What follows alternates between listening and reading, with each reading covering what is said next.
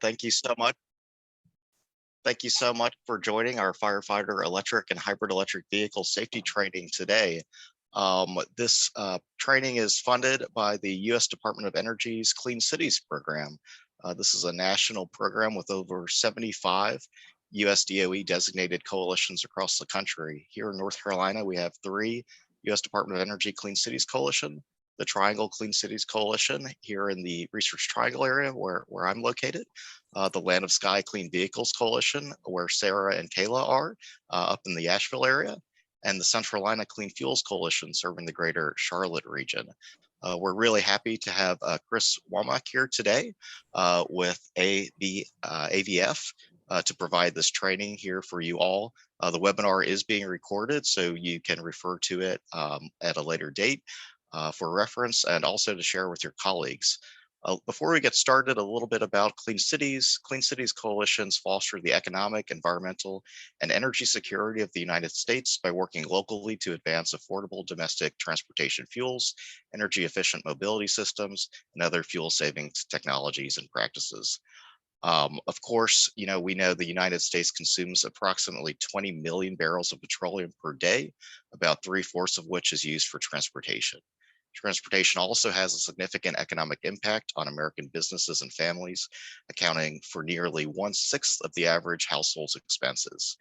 Improving efficiency and reducing cost in this sector can thereby make a notable impact on our economy, and increasing the use of domestic alternative fuels and advanced vehicle technologies can also reduce the emissions that impact our air quality and public health.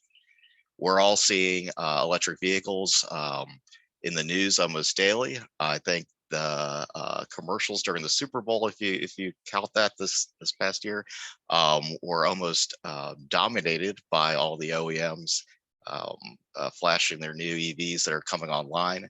So definitely a lot of momentum in the electric drive space, and are really excited to provide this opportunity today to ensure that first responders have the training necessary to respond to this transportation revolution as far as electric vehicle and electric drives go. So with that, I will hand it over to Chris to begin the training. Thank you. I appreciate that. So just to give you a little information about myself, my name is Chris Womack. I'm with the Indianapolis Fire Department. I'm currently a merit captain with the department. I've been in the fire service for a little over 30 years, and with the city of Indianapolis for a little over 25 years. I was, when I was a lieutenant, I was one of the busiest engines in the city. Also, I served time in the admin division. I was in the special ops division. During that time, I was in charge of all of our extrication companies.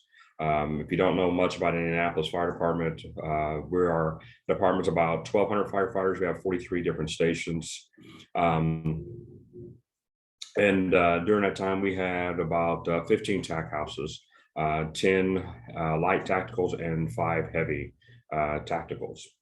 So I was in charge of training and purchasing equipment for all of those. So that's kind of how my little background in the fire service a little bit, and we'll touch bases back on some of that stuff here in a little bit again. But like I said, fire service for a few days, about 37 years. I'm kind of an old school kind of firefighter. Like I said, I've been around a little bit. The class that you're getting is basically an abbreviated version of what we do.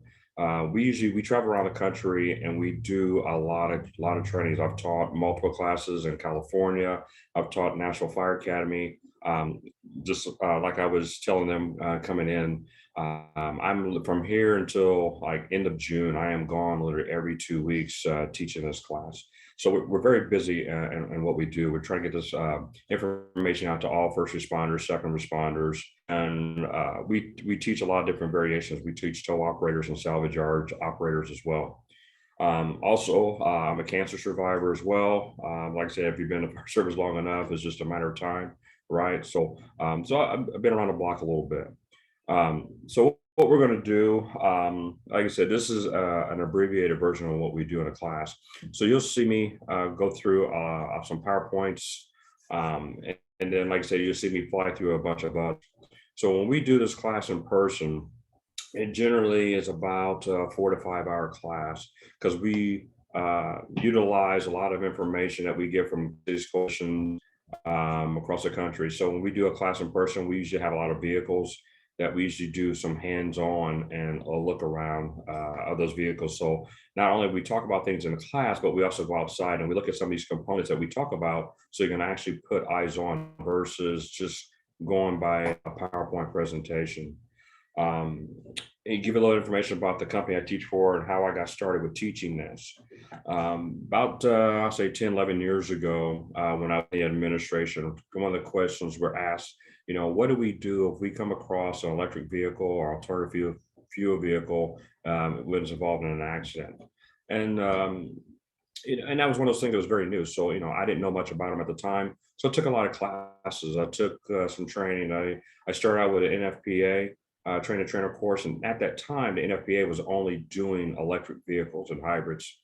So I took one of their classes. I went to West Virginia University. They had a called an NFTC, where they were actually doing a lot of training, not only on electric and hybrids, but they also cover alternative fuel vehicles also, like CNG, propane, hydrogen, and those type and LNG type vehicles. So I took multiple classes with both. I did probably NFPA classes and probably 4 or 5 at West Virginia University, where actually one class I went to West Virginia University, took a week-long course to get a little bit more in-depth training, where we actually got to look at a lot of these vehicles a little bit more up close. So we try to get the inner workings of these cars so I can share that information with all first responders. And so during that time with West Virginia, what they were doing, they were having a service technician or technician, so to speak, trying to teach first responders on how to deal with these types of emergency.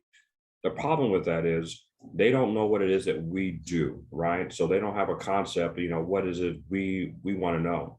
They got a little too technical for us, firefighters, you got to speak slowly, slowly for us. And, we do a lot of pictures and stuff like that. So basically it wasn't received well. So that's where, we start bringing first responders to teach this course. Basically, I'm the only one to teach. And so firefighters and first responders, all we want to know is, what do we do to these vehicles if it's involved in an accident or if it catches on fire, right? That's all we want to know. We don't want to know how to fix it. We don't know, want to know, what this component does the other. We just don't want to know, what does it do if we cut it, if we need to cut it. So that's where I come in. And we try to make this course very, very simplistic. I'm a firm believer, like I said, I'm an old school kind of guy. I'm a firm believer in the KISS method. When I first came on in the academy many years ago, we always talk about the KISS method, KISS, keep it simple, stupid, right? So that's what we try to do. We try to, simplify everything. And I tell you all that because, I know a lot of you guys, if you've been in the fire service long enough or you haven't, you'll run into instructors that basically maybe sat in a recliner or something and saw a YouTube video and determined, made the decision, I could probably teach that course, and they go out there and try to teach. The problem with that is they give out a lot of wrong information. And trust me, a lot of information on the internet, but I will tell you a secret, just because it's on the internet doesn't necessarily make it true. There's some good information out there, but there's also a lot of bad information out there. You got to learn how to disseminate which one is which. So, like I said, we'll go through some information. Like I said, it's going to be like a sensory overload thing, because like I said, there's a lot of information on these vehicles that we're going to go through. And just to go back to, typically when I teach a class, when I do webinars, I turn my camera off because sometimes a broadband, when I'm trying to do slides and pictures and stuff like that, somebody interfere. So I'm gonna turn my camera off. But trust me, I'm still here. You'll hear me. And then if you have any questions or whatever, feel free, leave a comment in the chat. Like I said, if you can see my slides or you can't see the slides, please let me know. So we'll start it. And sometimes I have problems with my slide presentation not wanting to work, like now. There. All right. So a lot of things that we talk about in this course, we do, we don't talk about electrical theory too much. We just talk about some of the components. We do talk about a little bit about vehicle design, some of the safety components in these vehicles. And we talk about charging stations. Charging stations are one of the things that are a little bit more intimidating to me than the cars themselves. And then we'll also dive into a little bit of the response of how we deal with these types of vehicles, right? So the biggest thing is we want to try to make everybody understand that these vehicles are really not that much different. And we don't treat them much different than we do a conventional vehicle. there's a couple things to talk about that we have to pay attention to in order to avoid being part of the situation. We always want to be part of the solution and not part of the problem, right? So, and I will talk to you about AFV. I'm sorry, I forgot to mention that part. So basically, that's kind of how we start with the AFV Educate. We have a website. Feel free to go to it. We have a lot of information on there. We usually try to put some updates, some blogs, and we do newsletters, things of that nature, some tidbits for first responders and how things that we need to look out for when we're on the street. So the director from West Virginia University and myself, we just kind of started our own company because we got tired of working for others. When you're dealing with the university, it's pretty much all about the dollars, right? So we were under an understanding that we want to make this training not for the, I guess, elite, so to speak, people that can afford the class. We wanted to make this class available for everyone. This is my third class this month. And two of those classes were, or I'm sorry, one of those classes was with a volunteer fire department. And so, which we want to try to make that exclusive, not exclusive, but we want everybody to be included because we all know volunteer departments don't have that kind of money to fork out to bring an outside instructor. So we make it very affordable for them. So that's kind of how we started out. We're a nonprofit organization. Like I said, it's not about making money for us. It's more about getting out there, getting this information out there.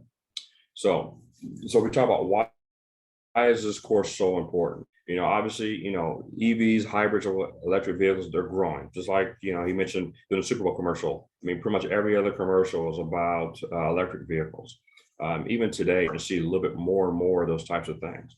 Probably about 7-8 years ago, or maybe even a little bit longer than that, when gas prices got to about $4 a gallon. People thought that, the whole EV world, the hybrid world was going to be a fad and it's going to go away once gas prices drop. And it didn't, and it's not going to, right? So these cars, we're going to start seeing a lot more of them on the roadways today. And I'm pretty sure some of you has maybe already had an incident involving one of these types of vehicles, because it's not the matter of if you have an incident with one, it's just a matter of when. And like you said, it leads the news when we have an incident, especially a Tesla. And I don't understand why Tesla gets such a bad rap, because they're not the only cars out there on the roadways that have accidents or catch. It's been around for quite some time. I guarantee you, there have been accidents, there's been fatalities, there's been vehicle fires involving a Prius. We don't hear about it in the news, right? So, the biggest thing we want to hit is these vehicles are not any more dangerous than a conventional that we have to pay attention to. All right. So let's get through some of this stuff. Man, like I said, a lot of these PowerPoints are based for in-person classes. So one of the biggest and most important things we're going to talk about too is identifying these types of vehicles. That is the biggest thing that we have, you'll take out of this class, hopefully, is we have to only assume that we're dealing with a hybrid or electric vehicle or alternative fuel vehicle until we can prove otherwise. And I say that because when we pull up on an accident or we pull up on, a vehicle and we don't have the vehicle running, we assume that that vehicle is powered down, right? And that's one of the things we cannot continue to do, because if we assume that vehicle's turned off, then you have that thing called silent movement, right? We talk about we don't approach the vehicles from the front or the rear just because of silent movement. We don't want to be part of the problem. We want to be part of that solution, right? And we'll talk about some of the things that we can help prevent doing that. So like I said, don't make that mistake or whatever. Make sure we know what we're dealing with, identifying. All right, so I've already talked about what the AFV Educate is. This is, like I said, our company. Our website is basically afv8.org. Like I said, you can Google search it or whatever. There's a lot of good information on there as well. Like I said, I don't get too much in electrical theory. Like I said, I'm not an electrician by any means, but I did stay at Holiday Inn Express, so that may qualify me as being an electrician. But different types of currents we're going to find in here are AC and DC current. Obviously, we've got direct current, we've got alternating current. Direct current is basically, it goes in one direction. Alternating current goes in multiple directions, right? So you're going to find these types of currents inside these types of vehicles. And if you're an electrician, then you're probably in heaven right now. But we don't get too much into that. Okay, here's just a diagram of basically what DC runs or whatever. A lot of your 12-volt batteries runs low voltage systems. Okay, so that's where you're going to see a lot of DC current being powered from. Alternating current, like I said, goes in alternating directions. So if you cut one side, it's still going to flow. So one thing we will talk about, and when we talk about electricity in these types of vehicles, that is the orange cable. Always, there's only one standardization when we talk about these cables in these cars. The orange cable is always going to be high voltage. That's the only standardization when you talk about different colors and different wires you have in this car. And I talk about that because in a conventional vehicle, only two cables we ever worry about are red and black, right? That's associated with a 12-volt battery. And that's the exact same thing that when we talk about hybrids and electric vehicles, only thing we're ever going to deal with is the red and black cables in these cars that's associated with the 12-volt battery. And I say that because the 12-volt battery operates what they call circuit relay that operates a high voltage system. So you don't cut anything that's orange, you don't cut anything that's blue, you don't cut anything that's yellow. Right? Because there's some other things in these cars, what they call intermediate voltage. And those cables can be different colors, like your yellows and your blues. And there's a couple of pictures in that later on in the class too, when we talk about some of these components in the vehicle. So orange, yellow, blue cables, you leave alone. I always tell people it's like the hip, where you live all day long is red and black. That's the only cables we're ever going to cut and we're ever going to deal with. So when we talk about the batteries in these types of vehicles, two different types of batteries you're going to find in these cars. There's going to be a nickel metal hydride type battery and a lithium ion battery. Now, the nickel metal hydride batteries is what you're going to find in your hybrid vehicles.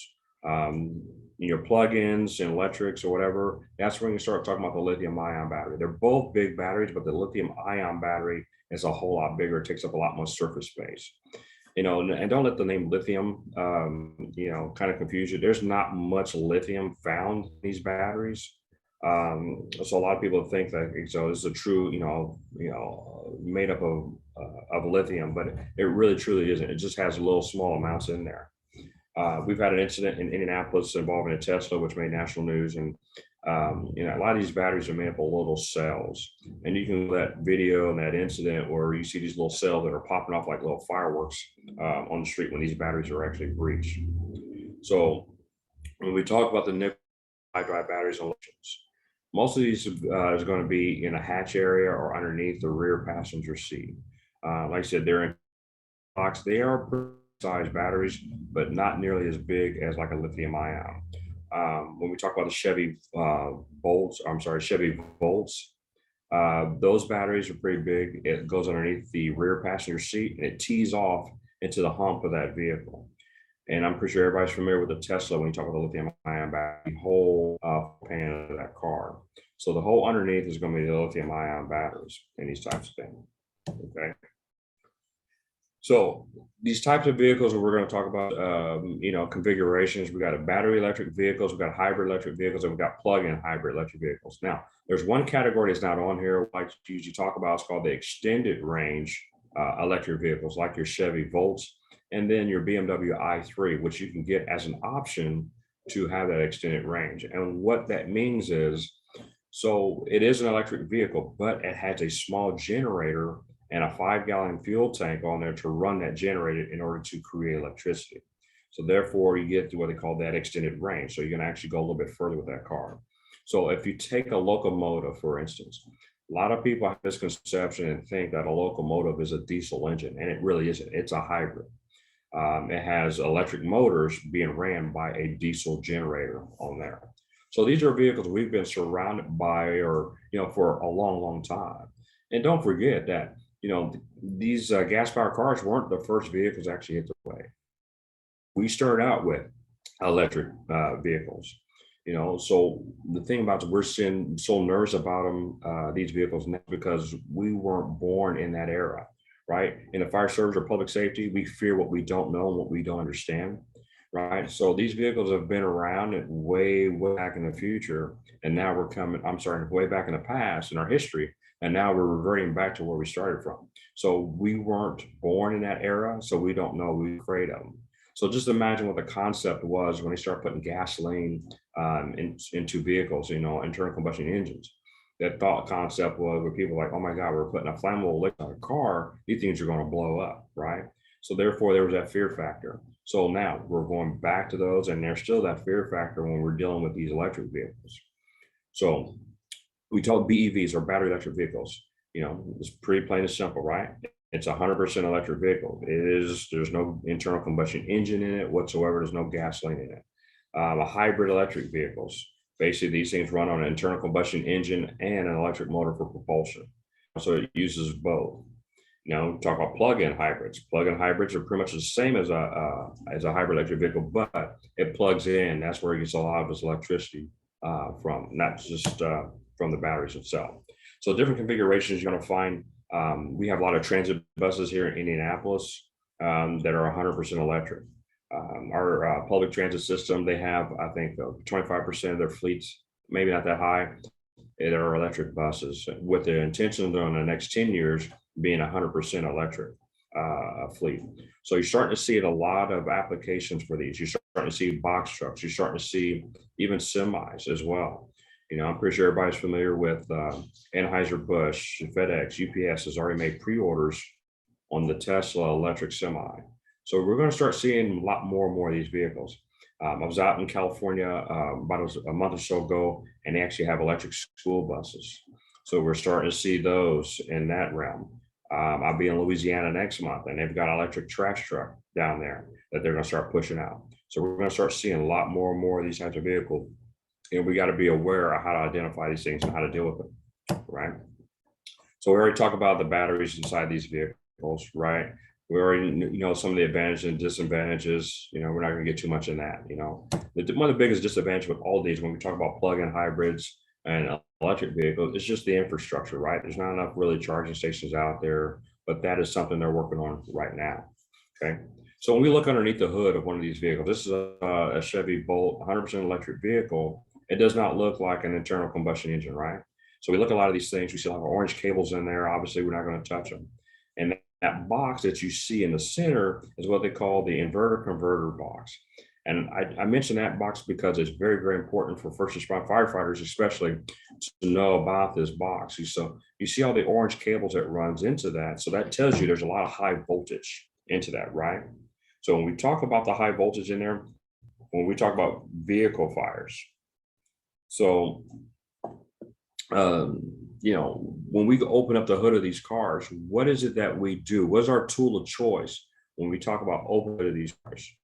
And it's usually the Halligan or the hooligan tool, or out in the West Coast. I don't know if you guys are the same way, but they use the K12, man. They go big or go home when they open up the hood of cars. Well, now we have to start rethinking those tactics, because if I were to pierce the hood of this vehicle with the Halligan tool and my metal tip hits that, that's going to be a problem, right?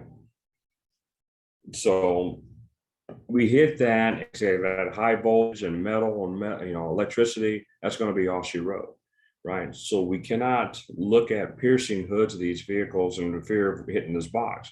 And just because you see it in the center of the engine compartment on this vehicle does not necessarily mean that's where it's going to be located in all the vehicles. Because I can show you a picture of a Prius and it's going to be located in one area. And I can take another Prius, same manufacturer, but different year, it's going to be located in a different area.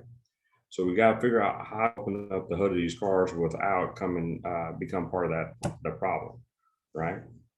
So you're going to see a little electric motors on here. One of the biggest things about these manufacturers, by the year 2025, every single car manufacturer has stated they will no longer make 100% conventional vehicle anymore. All the vehicles from there on out is going to be either a hybrid or electric vehicle.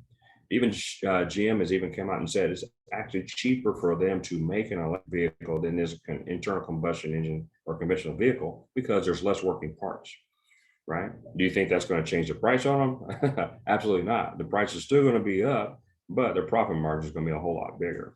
So like I said, we're going to start seeing a lot more of these types of vehicles. Now, in this picture, this is another picture of an inverter converter box. Like I said, many different sizes and shapes inside these vehicles. Now, what's different with the Tesla In some models, this inverter converter box is not underneath the hood, because obviously we know the front hood is basically what they call the front trunk. So the inverter converter box is going to be located along the firewall, typically on the passenger side vehicle, right?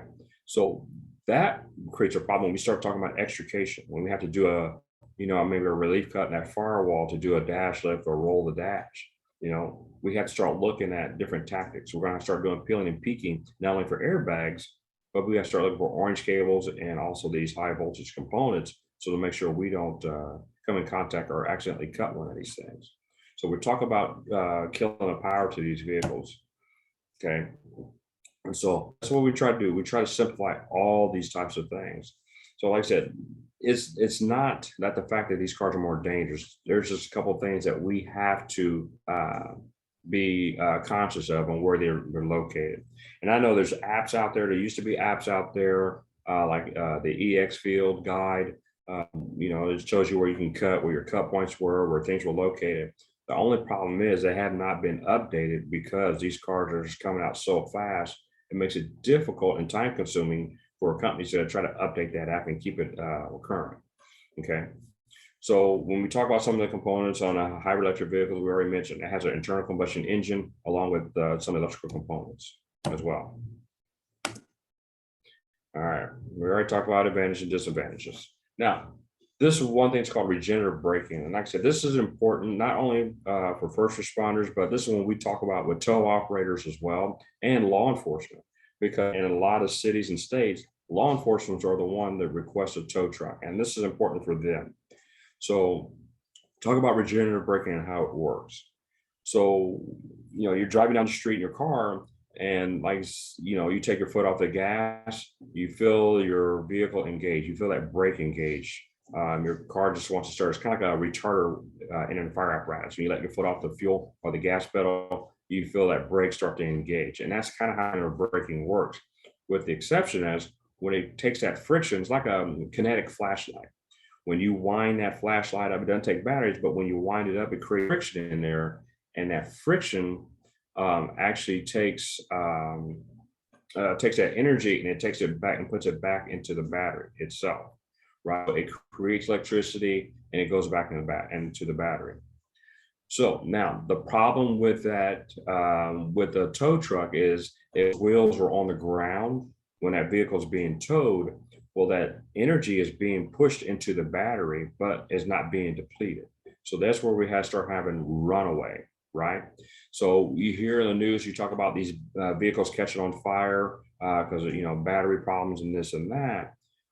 But this is one way it is actually caused. So you put so much energy into that battery, but you're not depleting it. Well, that electrical components, they heat up, just like you have electrical fire in a home, it shorts out, right? And creates a problem. So with these vehicles, they have to be pulled. They cannot be pulled on a pull behind. They have to be put on a flatbed, to keep those wheels off the ground. Now, some manufacturers like the Tesla has, recognized this problem. So what they have, their button inside that vehicle, and it puts it in tow mode.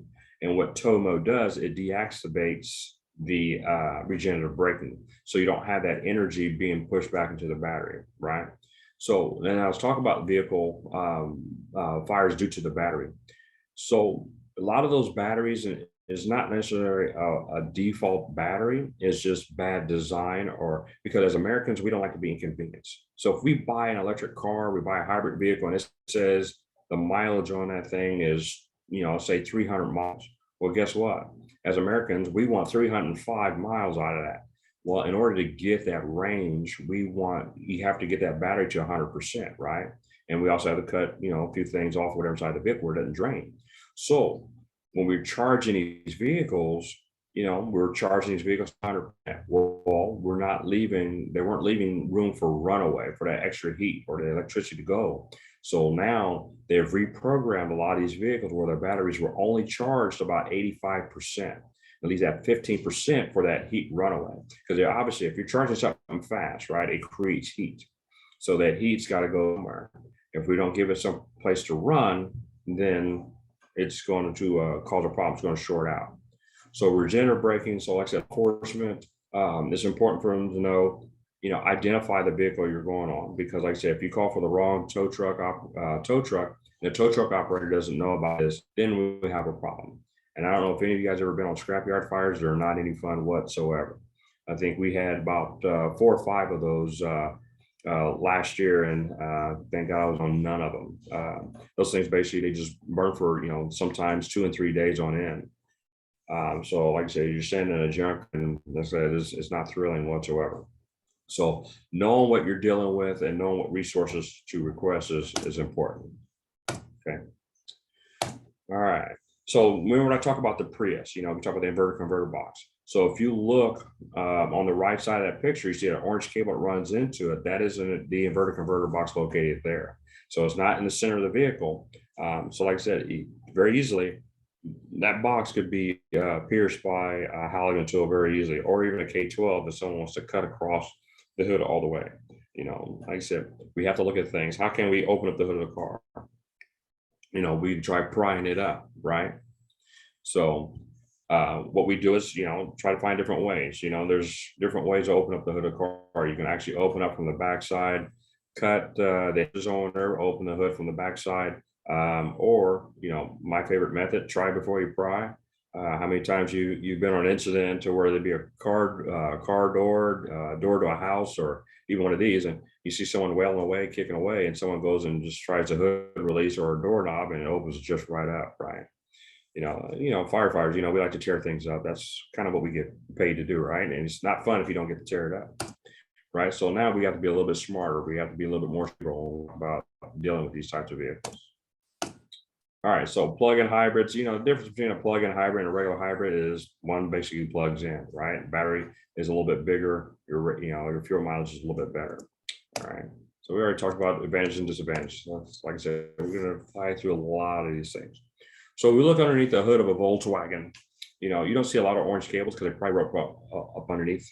But if you look at that big box right there on the right-hand side, is basically the inverter converter box. That thing is huge, right? And if you look behind it, it's even a little bit closer to the surface of the hood, or closer to the hood of the car itself. So very easy to be penetrated. So like I said, we have to be a little bit more cerebral. These are dialogues that we have to talk about around the kitchen table, right? Because that's where the world's problems get solved, around the table in the firehouse. So we already talked about the orange cables. That's pretty much one of the most important things we talk about, along with the inverter converter box. Everything else, like I say, is pretty much simple. These are what we call no cuts. They should never, ever be cut. Anything orange inside this vehicle should never be cut. I always tell people, if you treat it like a rattlesnake, anything orange, it's a venomous snake, right? So, well, except for Texas, Texas, they do that rattlesnake roundup, which, I don't ever understand that. I'll never do that. So I just tell them, whatever you're afraid of, that's what you consider orange cable, leave it alone, right? So that's how we try to simplify everything. And like I said earlier, just because you see it on the internet does not necessarily make it true. Okay, because you'll see videos out there with people taking the orange cables and they tell you, you can cut the orange cables without any problem, blah, blah, blah. It's like in the fire service, we kind of victims of our own circumstance a lot of times. Just because you're able to do something one time does not necessarily make it policy. In our job, we are more lucky than we are good at our jobs. There's a lot of things, like I said, you were able to do something one time, said, oh, well, do that. I mean, someone did it before, that means we can do it. You maybe get away with something 5 or 6 times, but remember, it only takes one time to be put on firefighter calls, right? So the whole point of this class is, don't put yourself in a situation in which you can easily avoid. And you can easily avoid cutting or messing with anything orange, like orange cables or even a service disconnect in these types of vehicles. And this is a picture of a service disconnect. And you see material out there that says, yo, you can pull a service disconnect or whatever, blah, blah, blah, this and that. And like I said, someone may have gotten away with it one time and say, oh, you can make it, you can do it. And the problem is, well, we'll talk about service disconnect for a brief moment. So if you see in this picture, this person has what they call an insulated electrician's glove or lineman's glove, basically. And some departments across the country do carry them. To me, it's a liability. We do not carry them at all. I think they talked about putting them on our apparatus for a brief moment, but they're expensive. And it also, they have to be checked every single day. And if you've been in the fire service long enough, we already know how apparatus checks go. Some of you probably are chuckling already because you already know. A lot of people open up a compartment door or check it off or don't even open the door and they check it off, say, oh, it's there, right? And then you go on a fire in about an hour after you did your check and the thing doesn't start up. You say, well, it started an hour ago, chief. I don't know what happened, right? So these gloves, when I talk about they have to be checked thoroughly. So it's a two-part glove. So if you see the black part of this glove, basically like a rubber glove. What an electrician does, they take that glove, they fill that glove with air and they tie it off. And it has to hold air because a hole, even as small as a pinhole, could be fatal, could be very dangerous to them, right? So how often do you think a firefighter is going to do that, on the apparatus if you have these types of gloves? And the outer part is a leather glove to help protect the inner part of that glove, right?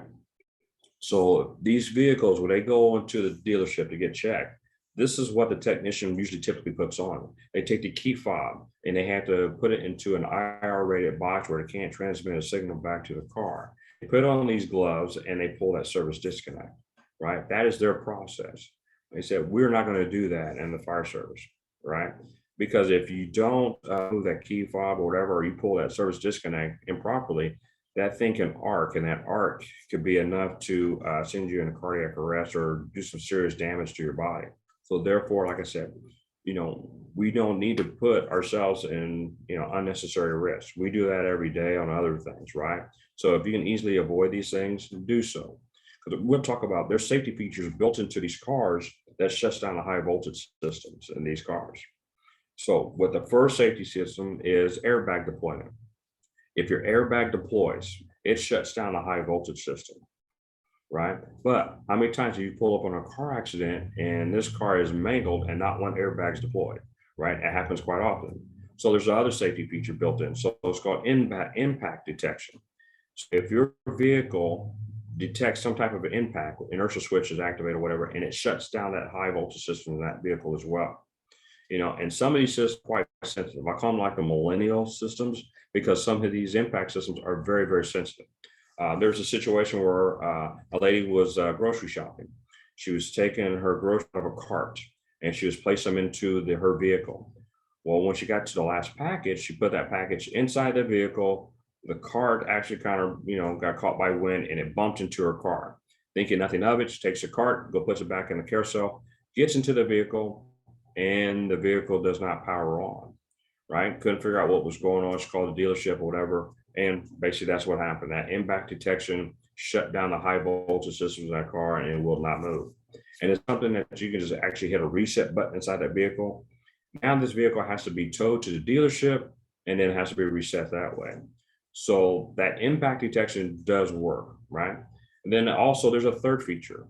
If there's some kind of short, if the vehicle detects some kind of short with a high voltage cabling or whatever, or become damaged, it also shuts down that high voltage system. So therefore, you have three safety features built in, right? We have the airbag, we have impact detection, and we have fault detection that would shut the high voltage systems down. Also, we pull up on a car accident or whatever, simply turning the vehicle off will also shut off the high voltage systems inside this car, right? Because there's going to be times you're not going to be able to access a 12-volt battery. Like how if you come across an inverted vehicle and you want to try to get to 12-volt battery, but you can't quite get there because obviously it's on the ground, right? Does that stop us from doing our extrication? No, absolutely not, right? So we still do the extrication. So same thing in this situation. And like I said, I had an incident where we had an inverted vehicle, hybrid vehicle, actually in a cornfield. I mean, it's just right after a storm. So it was muddy, it was rainy or whatever. So we're standing in about 4 inches of water and mud in this field and had to do a side removal on a vehicle that was inverted. Couldn't get to a 12-volt battery, but like I said, we relied on all those other safety features. We had airbag deployment, we had impact detection, obviously, and those safety systems, and the vehicle was shut down that way. And we're still able to do a side removal, whatever, get the person out without coming in contact with any high voltage cables, right? Or get electrocuted, so that's also a positive note. So like I said, there's not much difference when we're dealing with these vehicles than we do a conventional vehicle. We try to find a 12 volt, but here's another kicker. We're finding out now that a lot of these vehicles, you won't find a 12 volt battery in anyway. So I determined that we found that out at a class I was doing in Florida late last year. We're trying to find a 12 volt battery in Kia, and we looked up and there was not a 12 volt battery in it. So you're truly relying on the safety features built into that car, and simply, like I said, turn that vehicle off to shut down the high voltage systems in these vehicles. So like I said, we already talked about the 12 volt battery. Remember, that's where we live all day long, right? You cut the 12 volt battery, it shuts down the high voltage systems in these cars. So we talk about the high voltage relay and the 12 volt battery, how it works, and simply turn the vehicle off. So that relay, if you can picture a straight line going across. So just like, if that relay is in line, right? We know it usually if something's in line, you got flow, right? So when we cut the 12 volt battery or turn that vehicle off, that relay opens up. And when it opens up, it shuts down the flow, electrical flow, to activate the high voltage system. So that is why, like I said, we cut the 12 volt battery. So we cut the 12 volt battery, opens the relay, shuts down the high voltage system. It can't operate. Same thing, impact detection opens the relay. Airbag deployment opens up that relay. So that is where the high voltage systems actually come across. So you'll also see material out there that says, hey, if you can't reach a 12 volt battery, pull the high voltage fuse, right? And finding that high voltage fuse could be difficult. And they say, hey, pull all the fuses, but we're also finding sometimes it's difficult to find the fuse. And then two, some departments don't have that luxury to have the resources to send someone to find, hey, the 12 the relays and start pulling them. Like my department, for instance, if I have an extrication run, we're sending 25 to 30 people on that run, right? So therefore, I may have some extra. I have a lot of extra people I can, designate to. Hey, if I got one person on my crew that you just don't want to have a tool in their hand, the person that licks the windows on the way to the run or something like that. That's his job, right? That's their job to go try to find a relay or try to find a fuse and pull a fuse or whatever. Just sit, as long as he's out of the way. Now, when we talk about departments, like as I was teaching last weekend at a volunteer department, they're lucky to get 4 and 5, personnel on an extrication run. So therefore, they don't have that resource to, hey, find the 12 volt battery or find relays or whatever. It's all hands on deck. So a lot of those times in those situations, they're truly relying on the safety features built into that car. We look inside that vehicle, make sure the instrument panel's turned off, blah, blah, blah. But we're still not cutting anything orange. So therefore, if we're not manipulating any of those, we should be good to go, right? And this is a picture of the relay system. So you see in the picture, you see the middle arrow. So like I said, it's in line, right? So you got that flow, is that what they call it, the interlock switch or whatever. So flow is in line, right? We open it up and it shuts it off, right? Straight up and down. So we talk about intermediate voltage. Like I say, you can find something that's blue. You may find them that's yellow inside these vehicles. Like I said, about 30 to 60 volts. Don't ask me how many volts it takes to mess with. Like I said, I'm not an electrician. I just know I just don't mess with it, right? So like I said, anything blue, yellow, whatever, obviously orange, we treat them all the exact same, right? Red and black is where we live all day long. So like I said, a couple points I just want you to take out of this class is if it's not red and black, you leave it alone, right? And then two, like I said, it's not that much more dangerous than a conventional vehicle. Just a couple things we have to look out for. This is another picture of the inverter converter box. This is out of a Toyota Prius too. Like I said, different shape. This one's typically on this one. I've seen this vehicle and it's usually in the center. Sometimes you may find this one also on the right on the driver's side. But like I said, they come in different shapes and sizes, different locations underneath the hood. Okay, so you can see the picture on the right. There's another one, what it looks like, configuration, depending on the car manufacturer or the model of that car as well. Okay. So let's talk about charging ports. All right, I'm sorry. We already talked about the safety systems in these vehicles as well. So we can skip through a lot of the stuff. Vehicle shutdown, turn the vehicle off, can also cut it down. We're talking about inertial switches. We're talking about impact detection. You already know about seatbelt petitioner, pretensioners, airbags, all that good stuff, safety system, blah, blah, blah. Now, some of these are emergency response guides. Every single vehicle out there has one. Usually you have to go online to get them. But like I said, if you try to get every single vehicle out there, you have a 3-ring binder that looks like, 4 or 5 Webster's dictionaries. Now, some manufacturers actually have a car scanner. You can actually scan the vehicle and find out cut points and where all electrical components are. I think the BMW is one of them that has it. It's usually going to be behind the B pillar. You open up the rear passenger side door and you may find a QR scanner there. You can actually scan it and it gives you some of the information. Not all BMWs have them, but I've seen some on some manufacturers, some cars. All right, so let's talk about charging stations a little bit. Like I said, charging stations kind of a little bit more intimidating to me than the vehicles themselves, only because when charging stations were installed in the beginning, there was no code and how they were installed. So we'll talk about the 3 different types. So level 1 is 120 volt charging. So basically, this is what you would get if you were to buy your Prius plug-in hybrid or Nissan Leaf. This is what the kind of charger you'll get. You'll take it home and you plug into a 110 outlet, and that's how you charge your vehicles. Use the slowest of the 3, and depending on the vehicle, it can take anywhere from 10 all the way up to 16, maybe 20 hours to get a full charge on these. And I say depending on the vehicle because the e-tron, I think someone said on a level 1, it takes about 16 hours to even get a full charge on that. And obviously because it's a bigger battery. Some vehicles have smaller batteries. It may take 8 to 10 hours to get a full charge on these. Now, when it comes to a problem with the fire service, for us, is a lot of times people try to plug these in and use an extension cord to get the reach if they can't actually reach a 110 outlet. And that's a problem because a lot of manufacturers or a lot of dealerships say, hey, do not use an extension cord because they can't support the power, because most people are not going to buy a heavy duty or heavy gauge extension cord. They're going to buy the cheapest one they can find, like a Dollar Tree or something like that.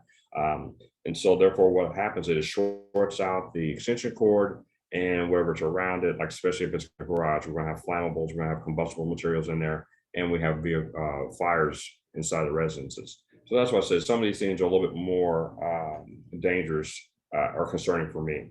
And so now type 2s are what you're going to see in a lot of commercial settings, 240 volts. You can actually have a type 2, a level 2 put into your home as well. It can be done one of 2 ways. Some of these level 2s have a plug that just looks like a dryer plug. So you have to have an outlet designated just strictly for it, and also a breaker. Or you can actually have it hardwired to the home with its own breaker box as well. So these are what you're going to see in most of your commercial settings as well. So if you look at this picture here, you don't see anything protecting it.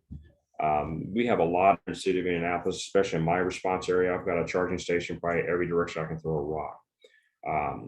With that, a lot of them are very close to the curb. This is one of our car sharing programs in Indy. But if you look at this charging station here, there's no protection, right? That thing's about 8, 9 inches from the curb. And so we've seen and made fun of people how they parallel park. So we know, like I said, someone try to parallel parks, it's easy to run over one of these things.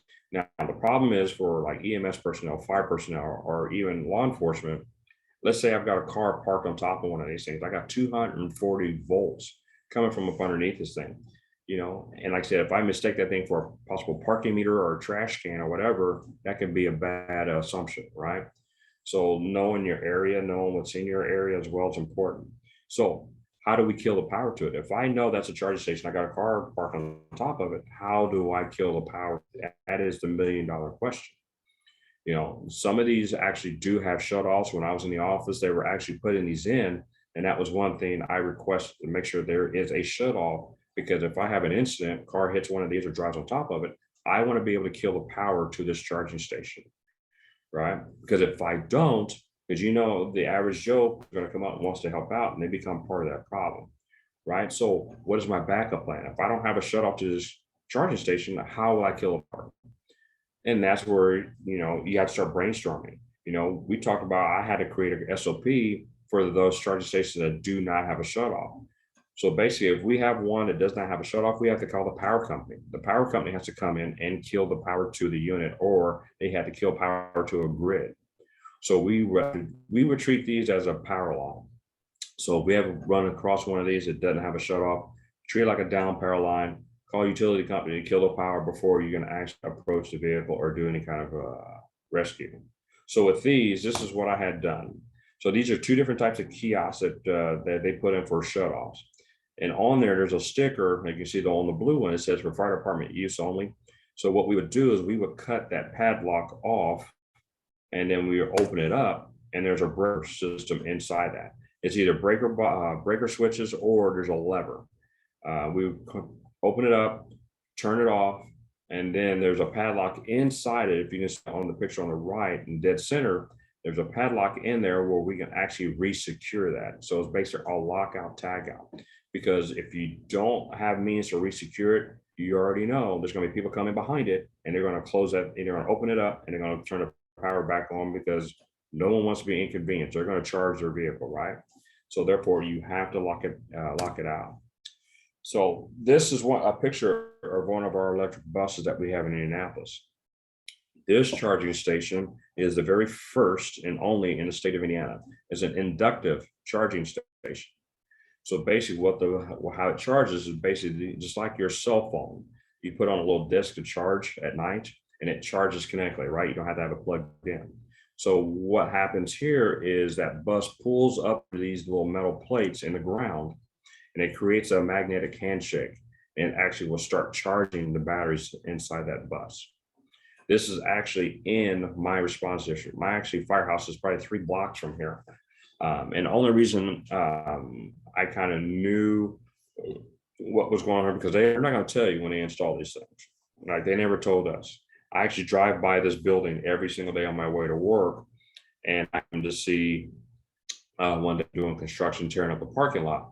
And this building is not that old at all. It's been up for sale. So I was kind of curious. For a couple months later, the work was done, and I started seeing these buses pulling there every single day.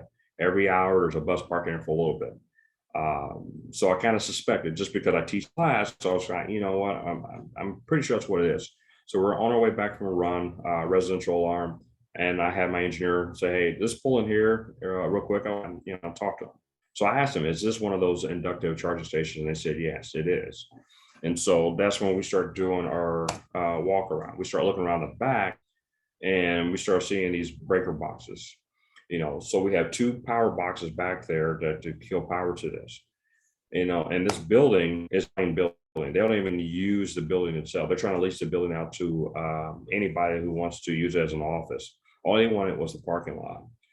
So, and I mention this is because knowing your area, knowing your district, because if I have a fire inside this building, I go to the back and I look at these boxes, I think I'm securing power to the building, and I'm not. All I'm doing is securing power to that charging station. And then 2, if my engine's parked over top of those metal plates, is there some type of handshake that can be made where I activate that? You know what I mean? So these are things, like I said, you got to know what's in your area. These are things that are coming. Know your district. And like this one is definitely a type 3 charging station. So it takes a lot more power. As you can see those big electrical boxes. And when we talk about level 3, you talk about fast charging, 480 volts. That's a whole lot of juice. And where you're going to see the type 3s is your Tesla supercharging stations. You see those, like I said, they usually take over in a Meijer parking lot or a grocery store parking lot, and they charge a car usually in about 20 to 40 minutes. Usually you get about 80 to 85% charge, because obviously if you're charging that fast, it takes a lot of heat. You've got to have that extra space for the power to go. So you're going to start seeing a lot more of these on the roadways, because it's going to start boosting our infrastructure, right? Because we're going to start seeing a lot more of these cars. And that's the only driving force, I think, that a lot of these people don't buy a lot of them, because, the infrastructure, people want to drive long distances. So we don't quite have that infrastructure in place yet in order to do that freely, right? So we talked about, remember I mentioned the level 2 charger. This is what it said, the appliances. You can see that little plug looks like almost similar to a dryer plug. So that's what you're going to see in your home setting as well. So like I said, these are things that we have to look out for. So when we talk about residence fires, you know, we pull up on a residence fire. One of the things we do is kill and utilities, right? We kill the power to the house. With these vehicles, if they're plugged into the garage, we have to be conscious of that now, because now you see in the Super Bowl commercials, you see a lot of them advertising that now you can use your vehicle as a backup generator. So there's an app for everything, right? So basically, you're sitting in your house, your power goes out, but your car's plugged in the driveway. You can open up an app, activate the battery in your car, and actually will power the house. So let's say you have that residence fire. We secure utilities, but we have a car plugged in. There's a potential that car can actually backfeed power into that house, right? Just like if you had a generator system on your home or whatever, and your generator kicks in, same thing. Because like I said, a lot of people are not going to do things the right way. Now, granted, if you have a generator in your house and it kicks in, or you know, it's not supposed to kick in because it has a relay, it keeps that backfeed from happening. But you know, Murphy's like the rear's ugly head in all business. A lot of sometimes that relay doesn't work properly, or is not necessarily in place.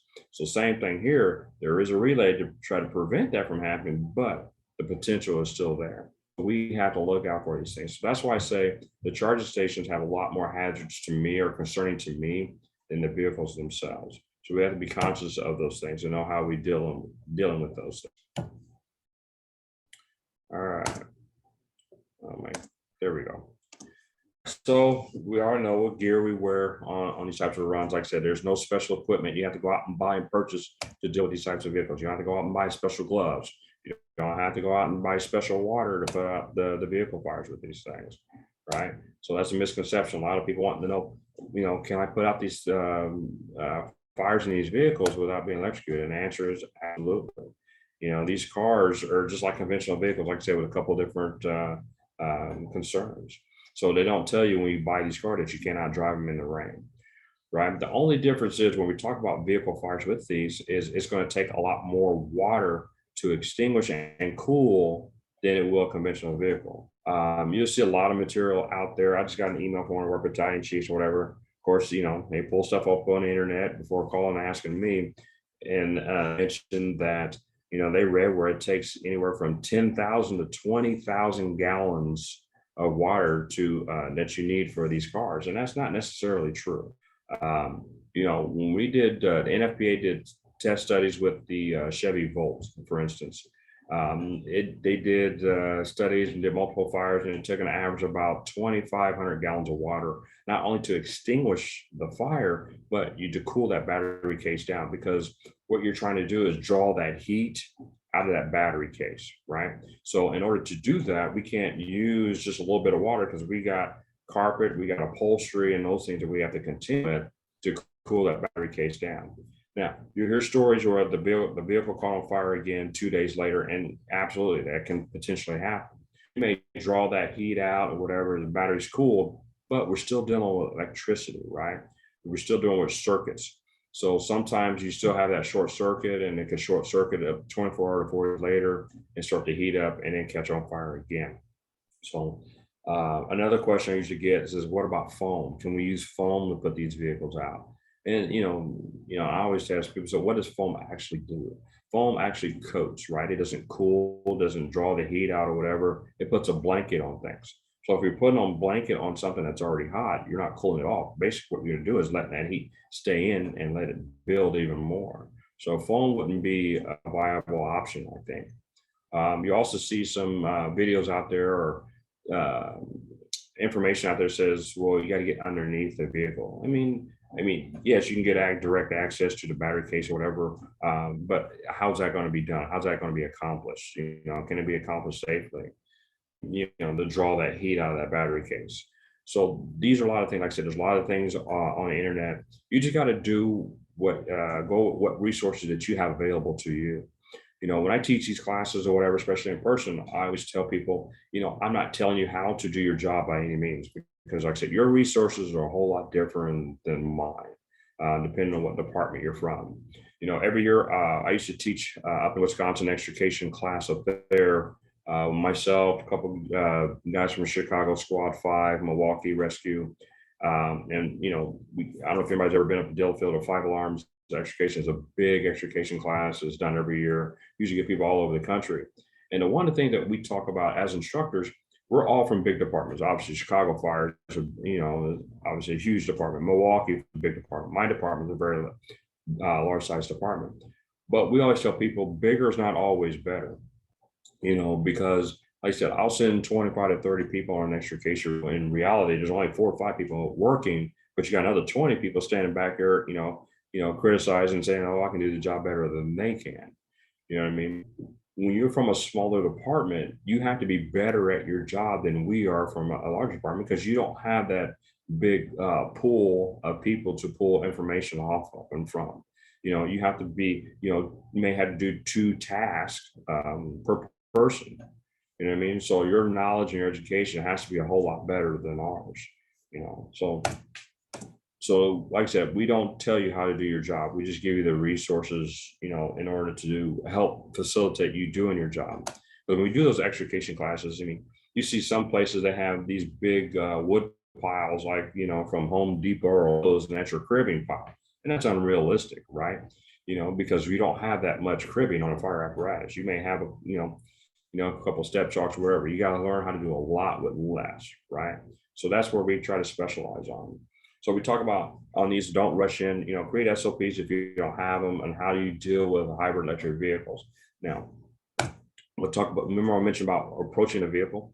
Always approach a vehicle from a 45-degree angle, not only for electric and hybrids, but for alternative fuel vehicles. And we talk about those briefly just because they have tanks that located up on top of the vehicle in the back, and that creates a hazard onto the sides.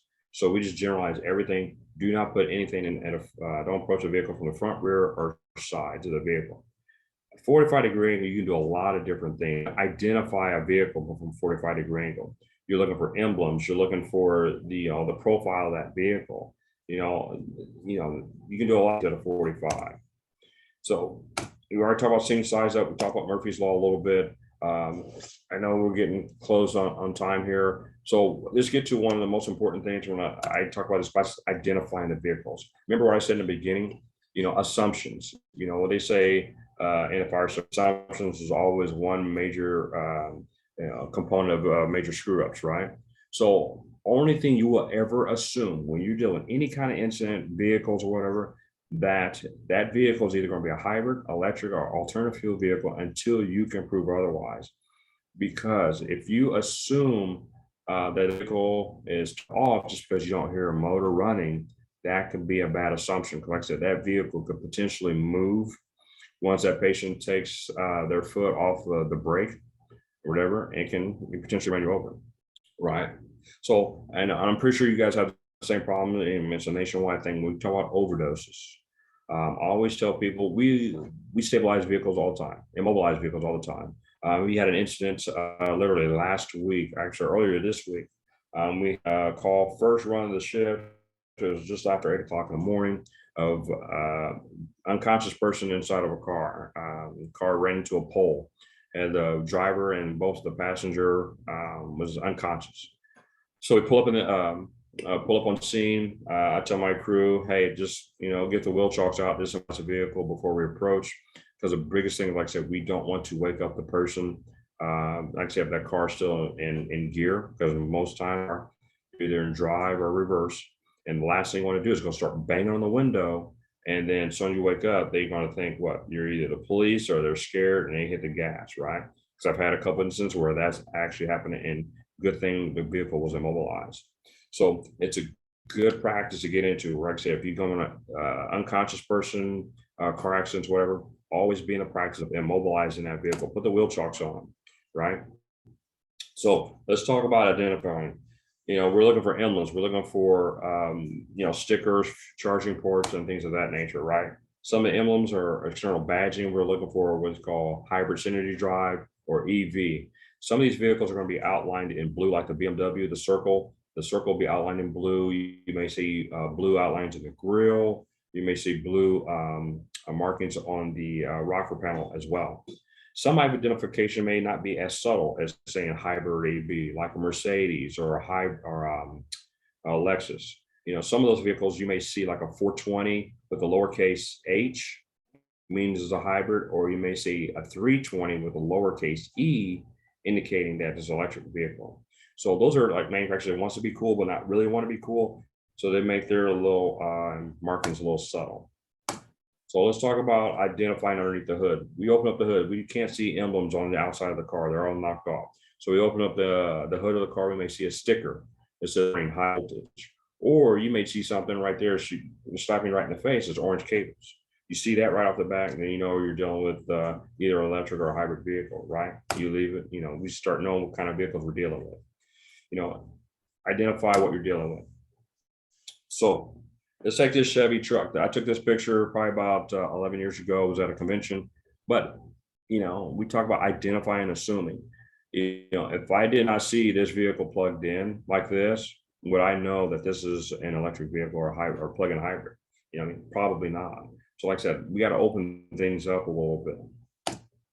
This is a picture I took at the SEMA convention a few years ago.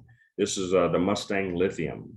This is an aftermarket job. Ford actually had a company in Michigan turn this to 100% electric vehicle, right? This is a 900 horsepower Mustang.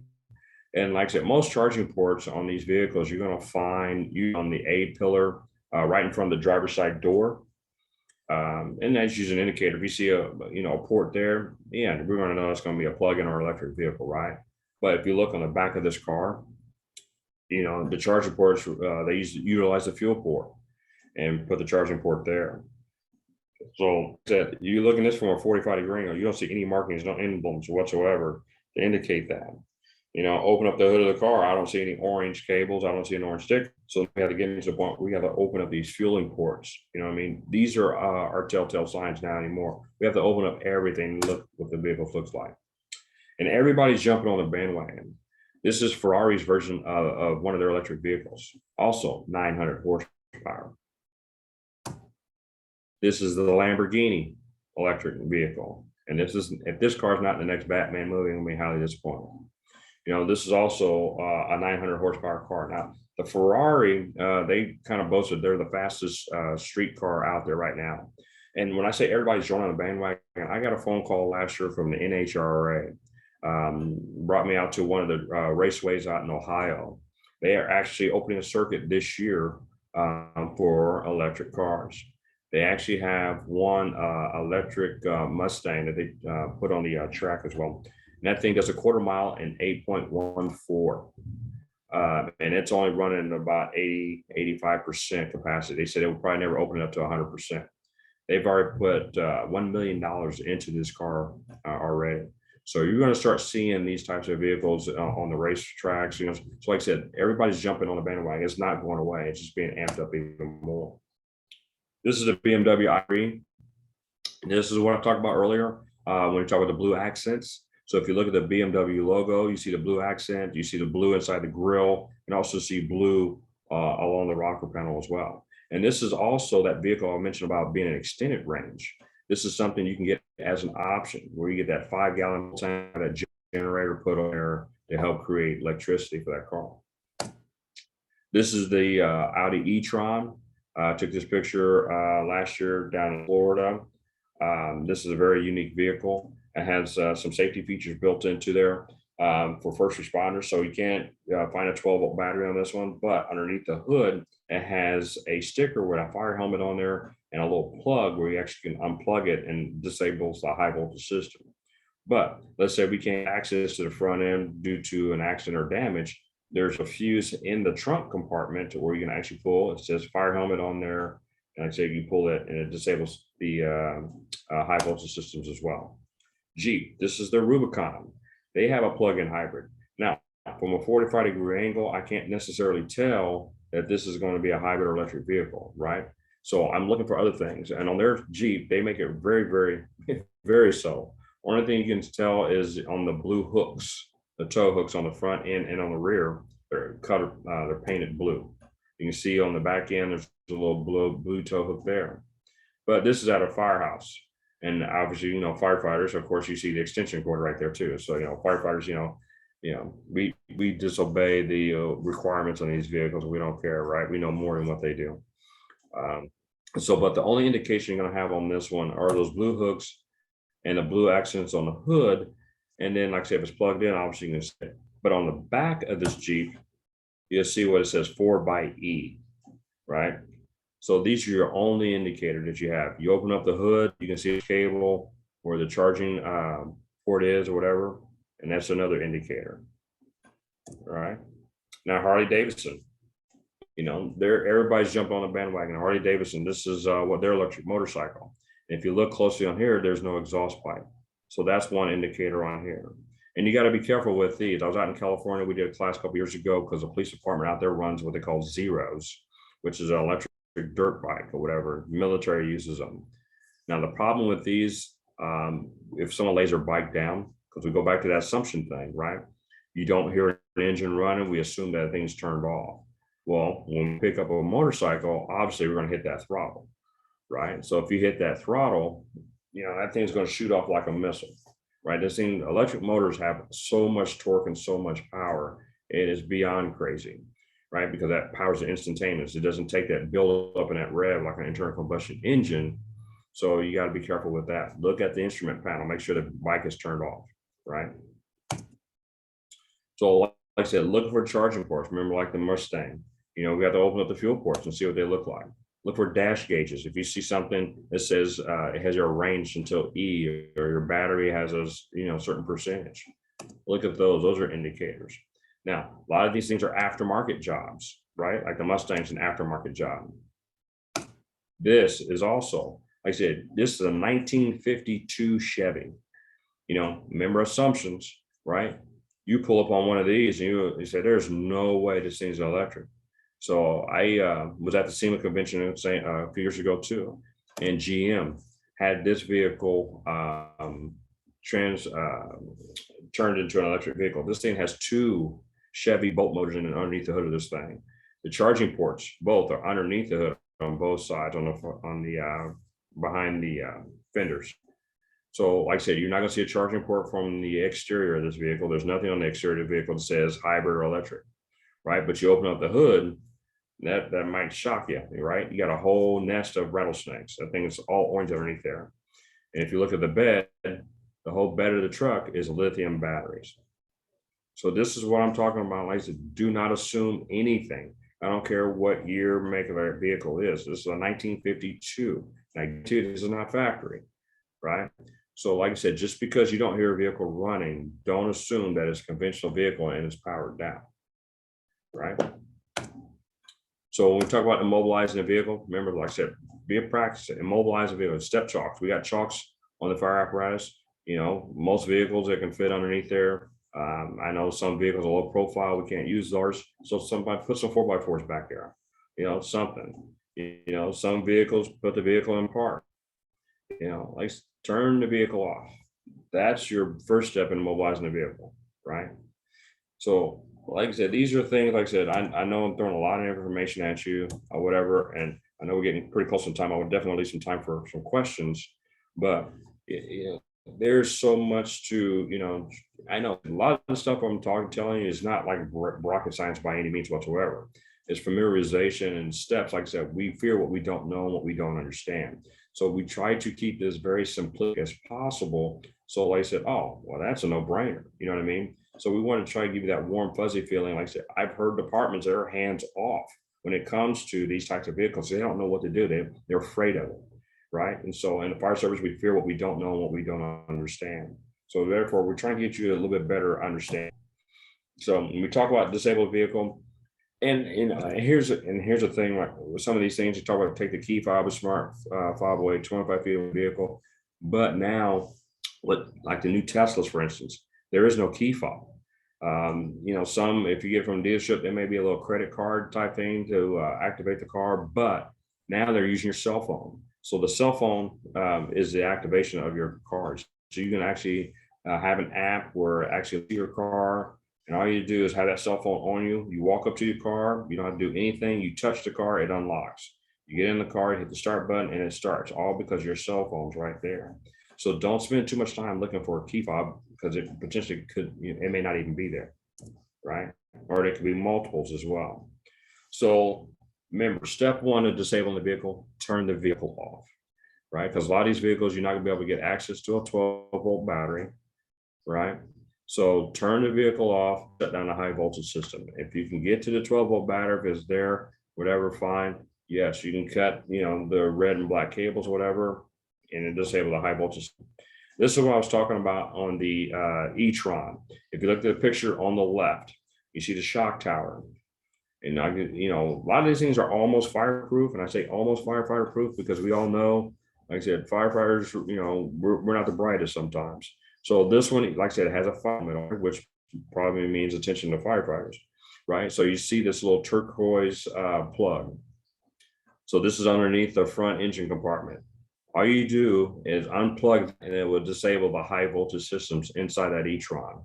Like I said, and if you can't get to access to that one, you go to the trunk compartment and you can see the same thing. You see the fire helmet and you see the fuses, right? You pull that tab, pull those fuses, and it kills a high voltage system inside that vehicle, right? So that's one of the vehicles I've seen that's very, very conscious of public safety and disabling these types of vehicles. Okay, so we talked safety features again. Remember, airbag deployment, impact detection, and fault detection will also shut down the high voltage systems inside these vehicles. Do not ever pull a service disconnect. Remember, they're orange, just like the orange cable. You leave it alone. Okay. And remember, all these electric vehicles comes in all different shapes and sizes. This is an electric trash truck right here. Okay. So like I said, just because you see something that's big, just don't underestimate it. It still could be an electric vehicle. All right. All right. Extrications, we kind of briefly talked about that. One thing about that is like we do peeling and peeking for airbags, but now we got to start peeling and peeking for orange cable or inverter converter boxes. Before we make those blind cuts with a cutter, we have to look for those types of things. Okay, so like I said, I know there's a lot of information I threw at you, much short period of time, but like I said, we do this in-person classes. What you're getting is a truly abbreviation of this course. Like I said, it's usually about 3 to 4 hours when we talk about electric vehicles, on top of getting out there and actually putting hands on these vehicles and take a look at them. So does anybody have any questions that we can try to answer for you real quick?